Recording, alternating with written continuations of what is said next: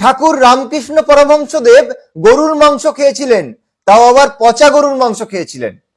দেখুন, যে সনাতন ধর্মে গো হত্যা করা মহাপাপ, গরুর মাংস খাওয়া তো অত্যন্ত মহাপাপ, সেই ধর্মে একজন যিনি গো মাংস ভক্ষণ করলেন তাকে মহাপুরুষ ঘোষণা করে দেওয়া হলো।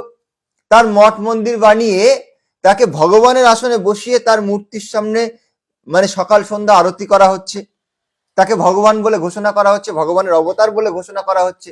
এটা কতটা বুদ্ধিমানী তা কিন্তু খুব বিচার করার যোগ্য বিষয়।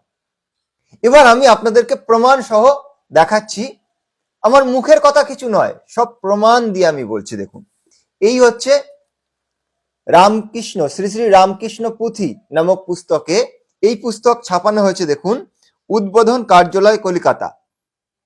শ্রী শ্রী রামকৃষ্ণ পুঁথি, ভগবান শ্রী রামকৃষ্ণ পরমহংসদেবের চরিতামৃত, এটা অক্ষয় কুমার সেন প্রণীত।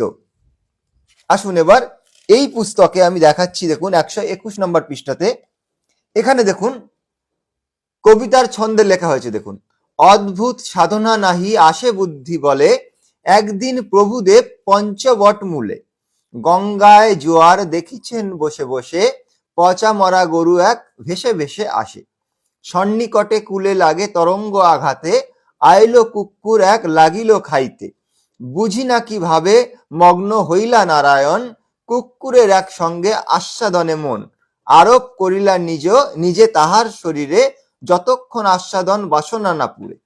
দেখুন, এখানে পরিষ্কার বলা হলো, দেখুন যে পঞ্চবটি মূলে একদিন তিনি বসে আছেন, তিনি দেখতে পেলেন গঙ্গা জোয়ারে একটা পচা গরু ভেসে আসছে, আর একটা কুকুর ছুটে গিয়ে তাকে খেতে শুরু করলো। তো তখন শ্রী শ্রী রামকৃষ্ণ ঠাকুর তিনি লোভ সামলাতে না পেরে নিজের আত্মাকে নিজে কুকুরের শরীরে গিয়ে প্রবেশ করলেন।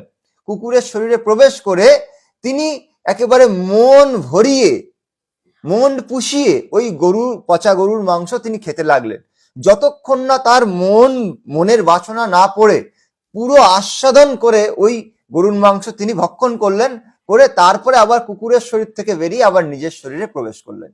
দেখুন, এবার আপনারা বিচার করুন যে এমন ব্যক্তিকে কি মহাপুরুষ বলা যাবে, নাকি আমি ভুল কথা বলছি, আমার চিন্তা চেতনা ঠিক নেই? বিচার পুরো আপনাদের উপরে আমি ছেড়ে দিলাম। আমি কোনো কাউকে নিন্দাও করছি না, কাউকে বদনামও করছি না, কেবল যা লেখা আছে হুবহু তাই আপনাদের সামনে প্রস্তুত করলাম।